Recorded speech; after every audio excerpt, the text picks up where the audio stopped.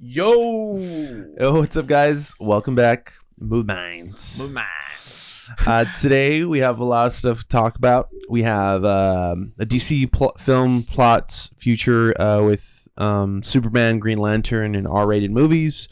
Star Wars: Rise of Skywalker could soar past 200 million. Will it do it?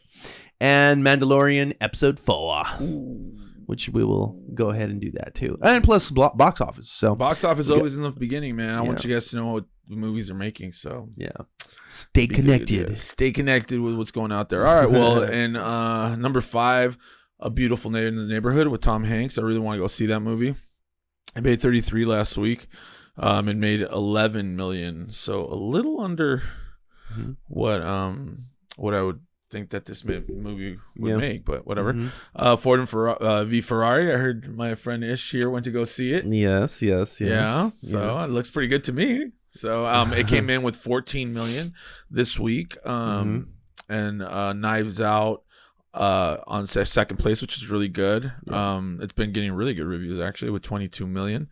It got 35 million last week. I'm sorry, I'm reading that wrong. I'm sorry. No, that was the first one. That. So the 22 for this week, another 22 million, and then Frozen, of course, at $89.5 million, which is no surprise since it came in making over 100 million. So yeah, man, what are your thoughts? Well, I'm extremely excited to keep on going to the movies next few week or so.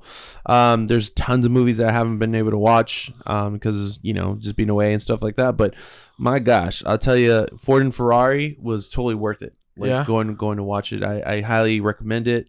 Great story. I hear that there's a few things that were taken out of like reality, like certain things didn't actually happen the way that it did. Okay. But overall, it was a great story. I'm not really going to the movies to watch a documentary, right? Exactly. Right. Like I don't want everything to be factual. I know there's things that liberties that need to be taken for it to be a coherent story on the film. Right. But it was great, man. Christian Bale was great. I loved his character. The great thing about this movie is that it's about cars and racing. I'm not like expert at all by far from that, and the movie has a great way of showing you and teaching you that those things, so that tension can grow throughout the film. Great, like the directing of it. I forgot who directed it, but I feel like there's a few people that this director has directed other films. I'm sure. Of other like realistic biopics and stuff like that. So it was great, man. I appreciate the film a lot. So yeah, man, that's a great review for it. Yeah, man. It was fun. What would you give it? I would say 4.5. Oh, that's like high. I want to watch it again. Like I want to. It was quite a long film, but it was like I felt the tension throughout the whole film. Like there's this part where all he's doing is driving, and because of the things that happened in his head, or like what that we know that was explained to us in the film, like it grows a bunch of tension. Like seriously, he was only all you could see is him like driving like this for 30 seconds, and you're like, oh my gosh, is he gonna like do that? Like it's crazy, but super simple. There's a lot of things that kind of time skips, like jumps, and I kind of didn't really like that. That's why I didn't give him a perfect score. But overall, it was great, man. That's great, man. That sounds like it's a really good movie. Yeah, it interests me, that whole history of the cars, and this guy wanting to beat the other country. Ferrari, and that there's a lot that's played with about that. That's the film really touches that. Yeah, I saw a couple clips and it really interesting. I'm gonna definitely watch it. Definitely. And so Frozen at number 1. Knives Out is the movie that I told you that I really want to go see. I really want to go see. It's been getting really good reviews, and it's one of these independent films, So I like supporting those films when it looks like they're gonna be really good. Chris Evans is in it. Jamie Lee Curtis is in it. Ryan Johnson is the one that directed it. Oh, is he? Okay, yeah, he's the one in The Last Jedi. Wow, that's good. Yeah, I heard great things about it. So that's good. So number 1, Frozen. I haven't gotten to see that one yet. I'm gonna wait for it to hit Disney Plus to watch me it. too. You know what? There's a lot of people out there though that's been saying that it's been doing pretty good. Yeah. So I mean, as far as like it being good, one that I didn't mention was Queen and Slim, which I've heard really good things about it. You just told me as well that I've heard a lot of things. It made It's going to be making $9 million this week. It's an award, award film. Like it's going to be one of the contenders for Oscars. And who comes out now? It's what's his name? The guy from I forgot. Well, he's Daniel Kaluuya. Oh, okay. He comes out in that Jordan Peele film, the really popular one. The one that came out like 2 years ago. Get Out, yeah. Oh, okay. Yeah, I know he is. Okay, cool. Yeah. So he does great. He seems like he's doing really good, big things. So that's great, man. Mm-hmm. So yeah, that's your box office. Yep. Frozen 1, Knives Out 2, Ferrari 3, 4. Mr. Rogers. What are you guys gonna watch? Tell us. Yeah, let us know. Anything? If you guys watched any of those, let us know if they're good. Yeah. Or well, one of the things I know we're gonna be talking about this a little bit later, but Martin Scorsese's The Irishman it came out as well this weekend, and it would be very interesting to see what the landscape would be with The Irishman out. Because it's totally competing with all of these films. Yeah. You know what I mean? Would it be Frozen? Release? No, of course not. It wouldn't. But Knives Out might have had a big struggle with hitting those 22 million. Yeah.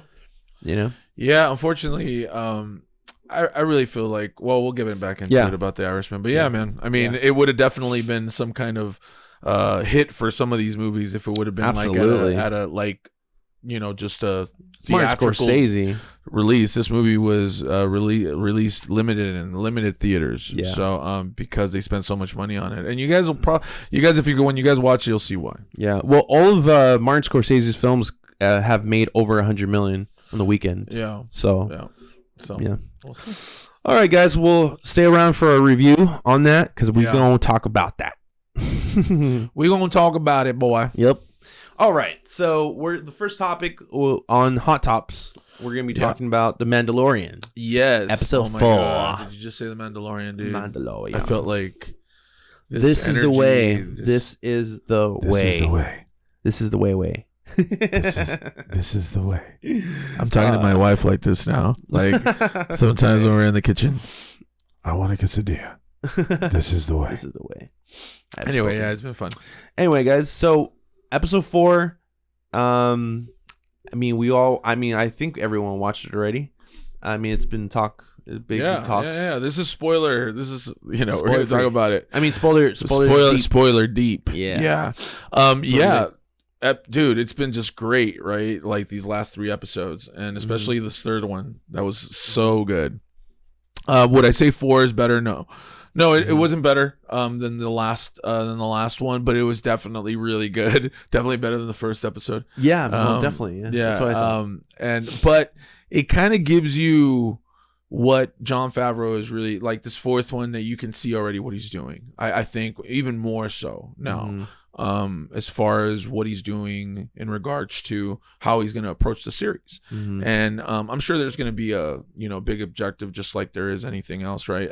As far as there's this one thing that he wants to find out, which right now it's Baby Yoda, what's going to happen with him and all these things, right? But you can see that Jon Favreau, in his mind, he's doing kind of like this thing where he's putting the Mandalorian in situations and like little situations every episode.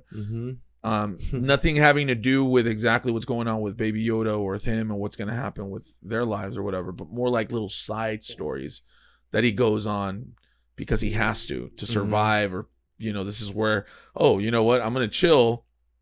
This planet looks completely dead, no one's there, and then they come into a situation, they have to help these people keep their land.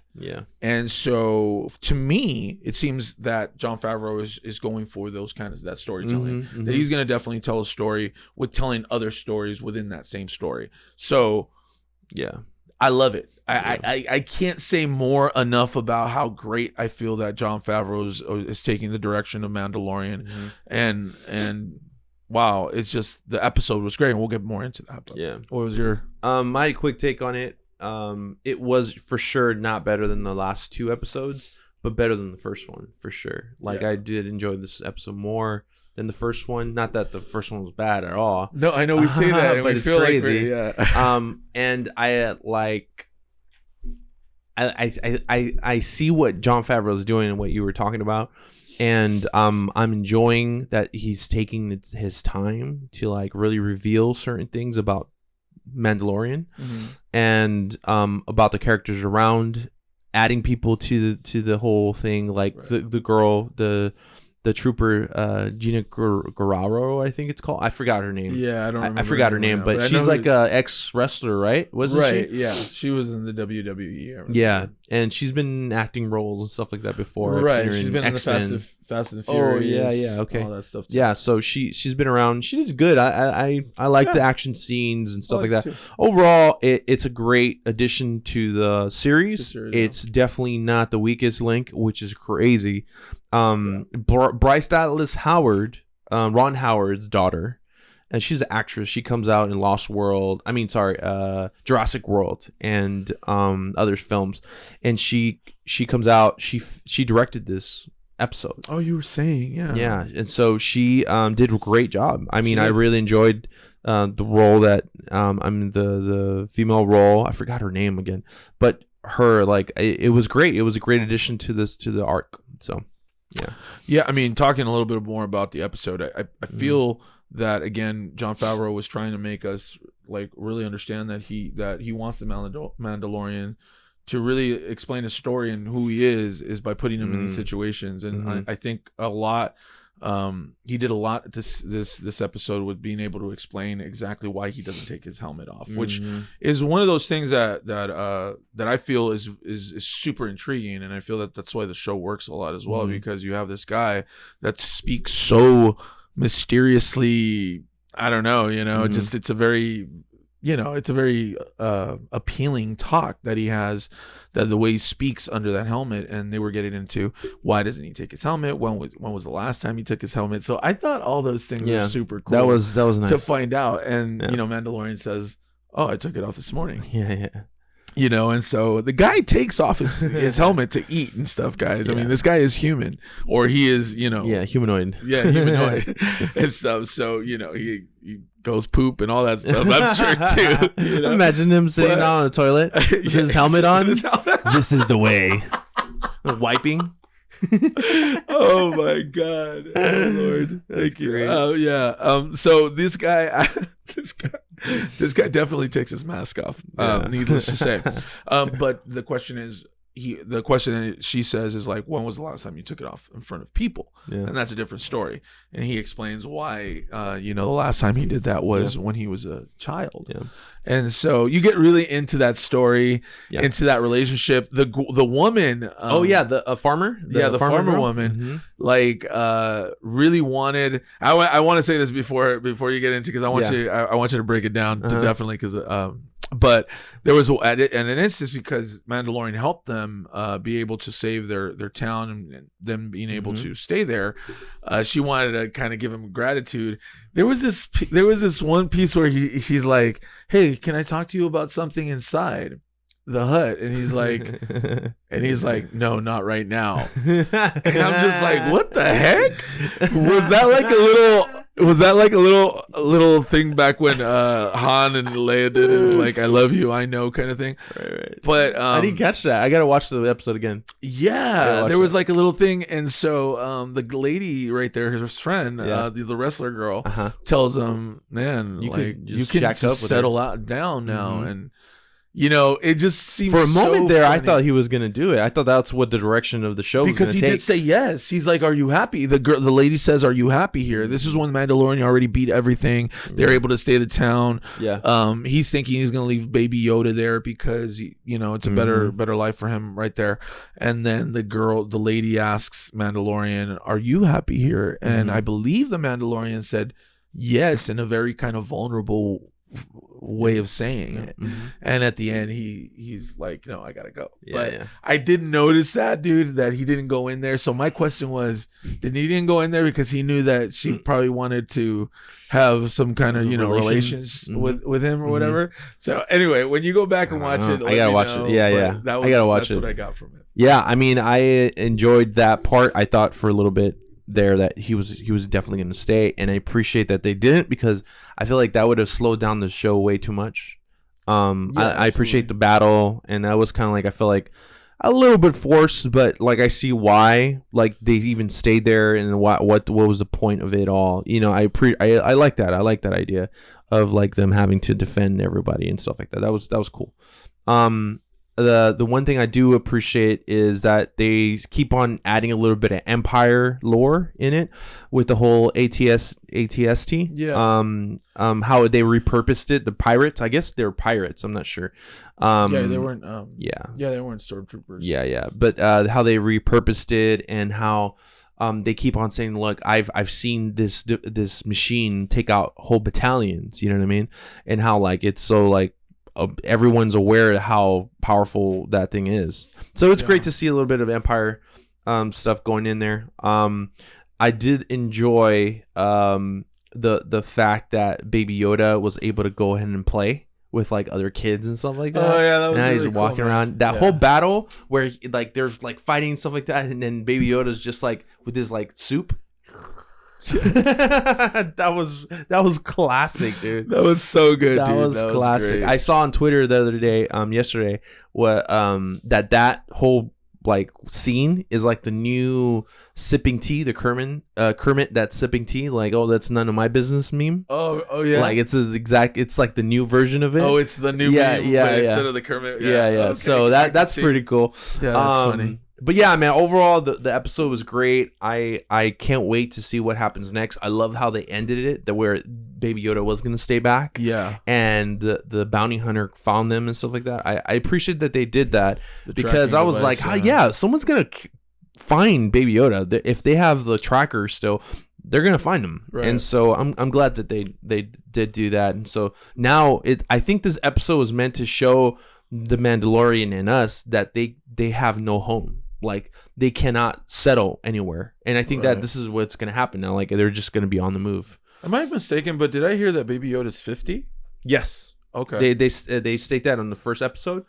They said like it's a 50-year-old like asset or whatever, and so right. So I had missed that. I didn't know until Laura, until my wife. And then IG-88 says, or 11, the robot, the droid, he explains like, oh, some species age differently. Right, and so that's why Yoda's like 900 years old in Empire Strikes Back. Right. So wow. Okay. Cool. All right. So let's move on to the next topic, which is another Star Wars topic.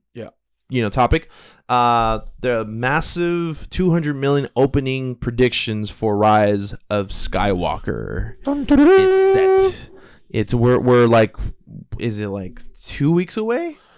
Yeah, 2 weeks away. 3. No, maybe 3.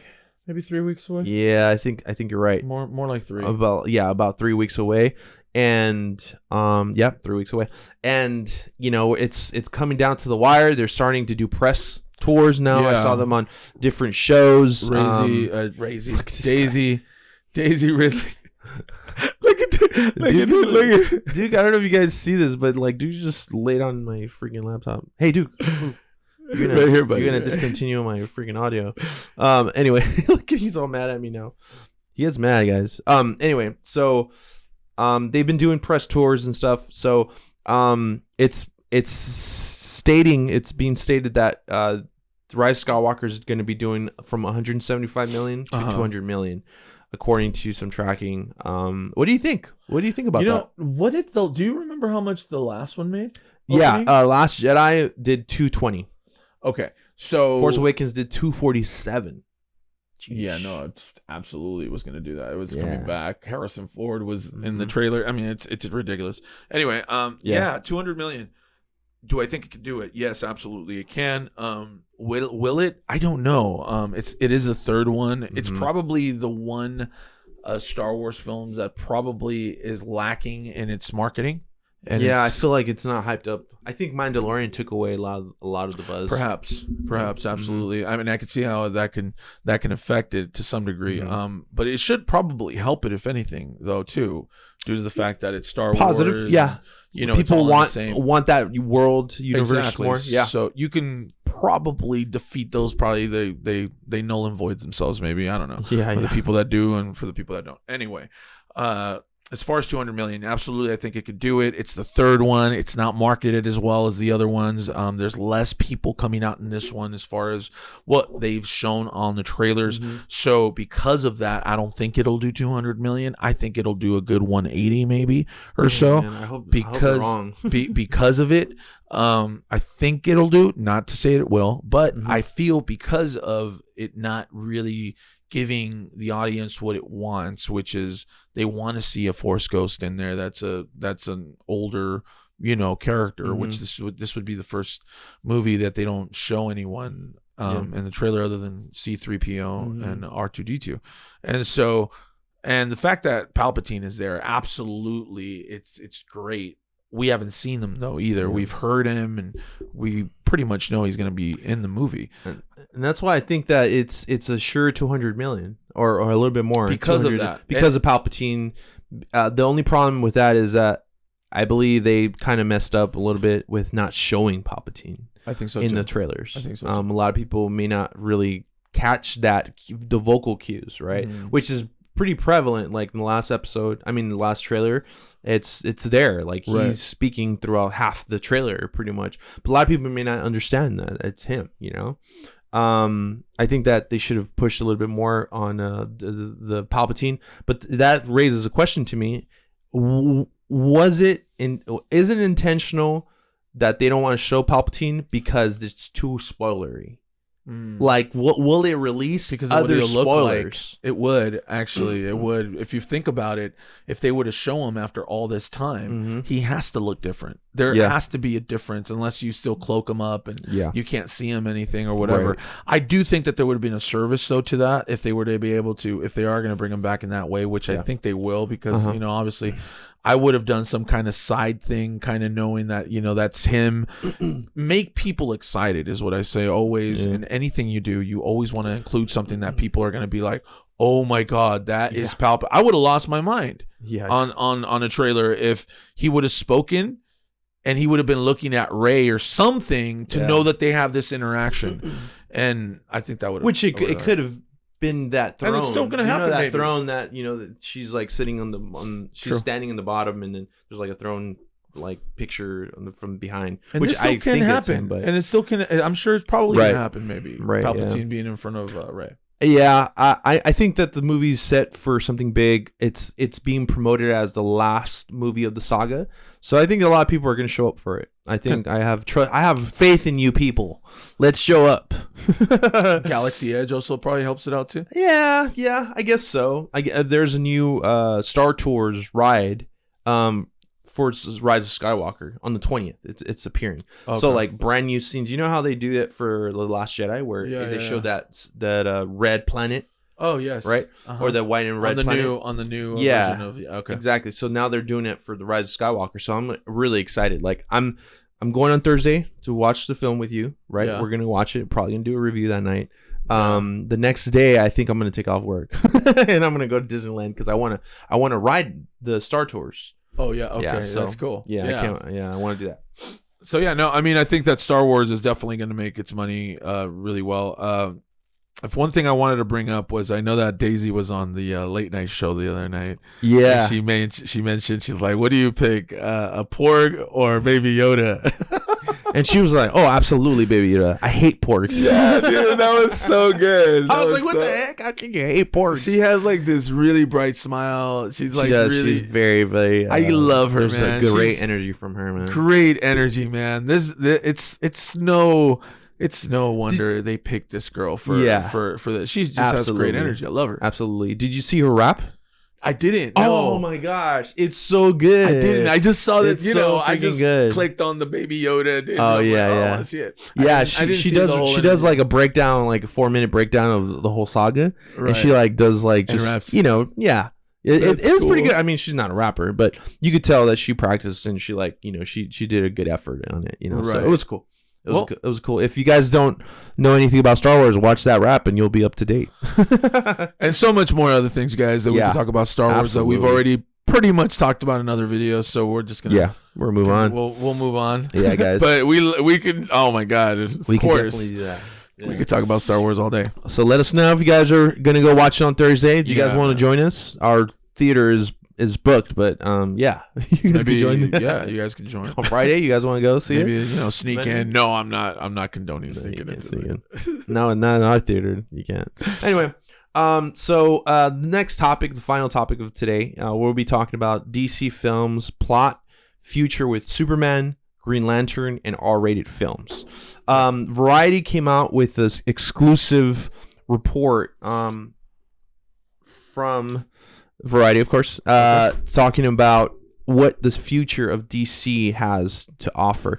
And so one of the executives at boxoffice.com, which is like a chief analyst, he said that they're on the upswing.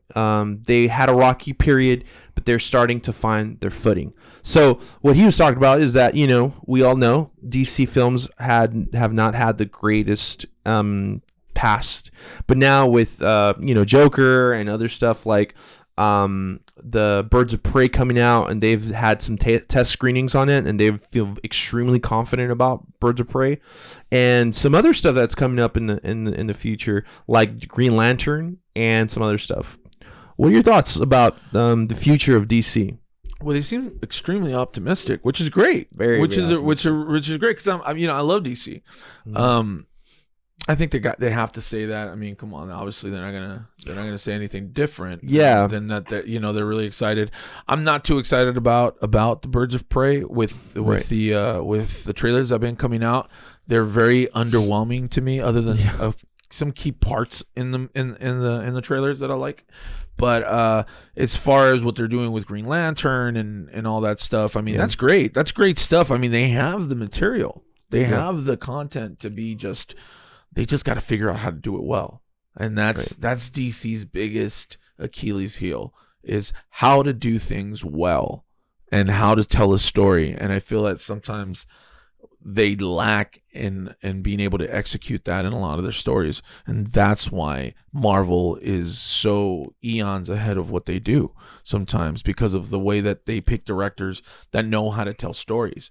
And so I think that they're learning. And I hope that all this stuff that's coming up, even with the Flash, it looks like Flash is also going to be, it's still in the running. It's still in the running to be it's going to be a movie, so it's still going to be. I'm assuming, that's one of the hazy stuff, hazy properties that DC and Warner Brothers are working with Ezra Miller. There's still no director. There was some directors on it, and then it got moved, and then it just keeps on moving back and forth. But I think that's because there's no clear future for specific characters. For example, Superman. I know Henry Cavill set the record straight of he hasn't given up the role. Right. He still wants to see a future with Superman, which I mean, this guy, he loves that character. Like he lives for that character, and he was made to be him. He was made. I cannot see anyone else. I can't either. Do Superman. It's a shame what's happened to the movies around him. Absolutely. But as far as casting, Well, so on that same note, Michael B. Jordan is reported to have had some meetings with Warner Brothers about him taking on Superman. Yeah. I think we actually even talked about this like a few episodes ago, because I bring up Michael B. Jordan every single We've done it with people like Ariel and stuff like that. Okay. People like that have taken certain roles. Yeah. Yeah. So what are your thoughts? Do you think that Michael B. Jordan, I know that you just said that no one can do it except for Henry Cavill, but do you think Michael B. Jordan's future could there be something there? Look, this is the reality of things. I feel that if Henry isn't going to do it anymore because of the new things that DC is doing, and obviously they're not going to be in the same universe, you have to you have to see that Henry Cavill is on his way out. Even if they do a couple of more things, it's only going to be maybe a couple of more things. Right. And then he's going to be gone. And then, you have all this stuff with Batman, the new Batman, when Matt Reeves and all that stuff, which there's no way that they'll put Henry Cavill in that world. You know what I mean? Yeah. At least I don't think it would. He's going to probably be one of those people that are going to be around. They're going to make some movies with him, but again, like I said, I'm sorry for reiterating this. Yeah. It's he's on his way out. As far as Michael B. Jordan, look, guys, I'm always in that mindset, and I know for a lot of you and a lot of people that I talk to sometimes is that they can't see anyone but that person, that Superman being white or Ariel being white and all this. And when you're talking about, like, for instance, Black Panther, right? Let's just say Black Panther. I know someone made this point. I don't remember who made it, but you can't see anyone else play Black Panther, obviously, than a black person, because it's Black Panther. But it was made to be that way, and with characters like Superman and Ariel, there was never a said race, color, color or anything like that. So that's why I'm so open always, hey man, they just got to be able to pull it off. That's all I want, to be honest. If they're able to pull Superman off with a African American guy, which is Michael B. Jordan, which I love, dude. Ish loves that guy too. Yes, I would be all for it. Now, would America accept that?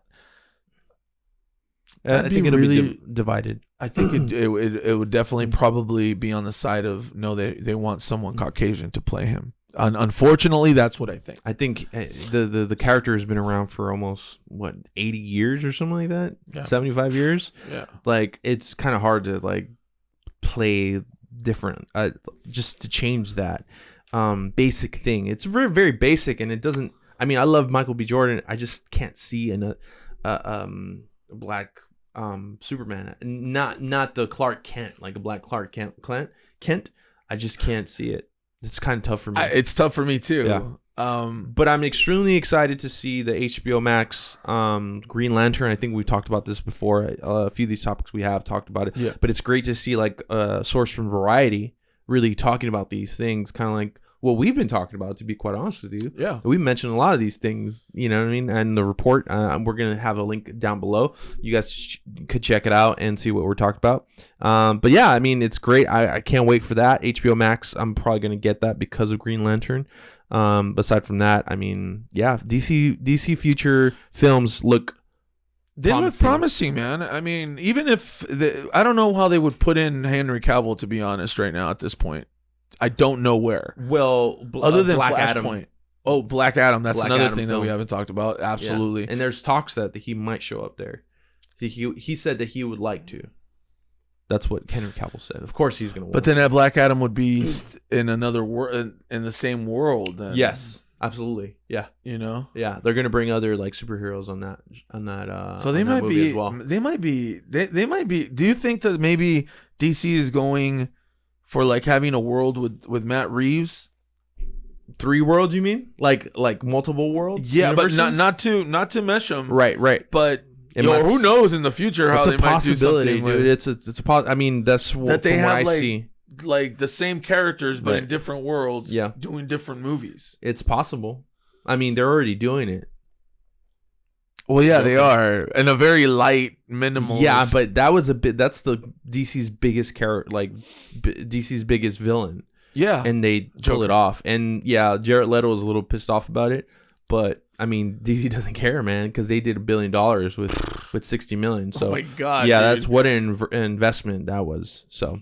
As far as I'm concerned, Joker has to win Movie of the Year as well, dude. I think because of what it's up there, what it's been able to do. It's definitely up there. But I have to watch the other films too, so I can't wait to do that when Oscar season comes out. We're gonna watch every single one. I mean, what's coming, dude? We're a couple months from it. Yeah, we're a couple months. Yeah, maybe February. Months. That's when it comes out. So yeah, so that would be great, man. We'll see what happens with that. But it's gonna be fun, anyway, guys. So yeah, let us know what you guys thought about topics. Comment below. let us know. We've been getting a little bit more comments in the last few episodes and stuff like that. So really appreciate that, guys. Yeah, guys. We try to keep up with you guys, and so yeah. Check us out. We're going to be doing the Irishman review as well today. If you guys want to check it out, it was a long movie. It was a long watch. So check out the review for it, guys, and stay movie minded. Ciao. Peace.